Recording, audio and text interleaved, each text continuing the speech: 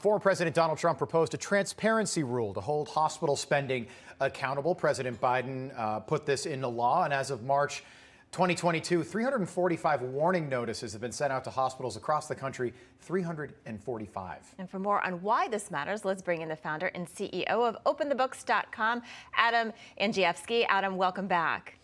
Good morning. Good morning, Adam. All right, so hospitals, they're ignoring Trump's transparency rule. Tell us what this exactly means and how does this affect Americans when they visit the hospital? Well, Trump had the vision when he was in office to create something historic. He used rulemaking underneath the Affordable Health Care Act to mandate price transparency on health care prices at medical providers. Now, this wouldn't have been revolutionary if he mandated prices at the grocery store or at the pump. We'd never buy a loaf of bread without seeing the price. But that's how we buy health care in this country, without seeing what it costs us. Trump opened up those prices, instituted the rule, executed on it. The Biden administration finalized that rule. So this is a good example of bipartisan rulemaking and health care reform. But here's the problem. Hospitals are flaunting the Trump disclosure law on the prices. And the Biden administration has issued zero penalties. Why does this matter to the American people? What are hospitals spending this money on that we need to know about? Well, look, the best analogy here is like score at will.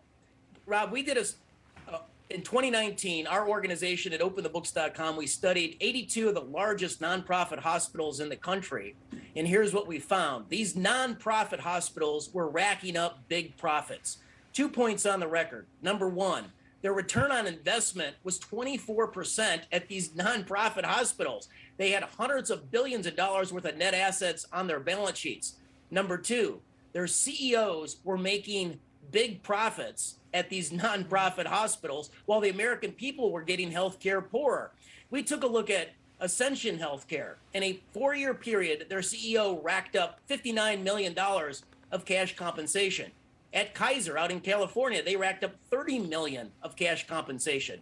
In a recent 5-year period, even a small nonprofit in Pittsburgh, UPMC, their CEO racked up nearly $35 million of cash compensation. So the nonprofits, they're racking up big profits when they don't disclose their prices. Yeah, Adam, so the maximum penalty for hospitals who don't comply, they're fined more than $2 million per hospital. So do you think if these fines are increased, that will be the answer to the problem?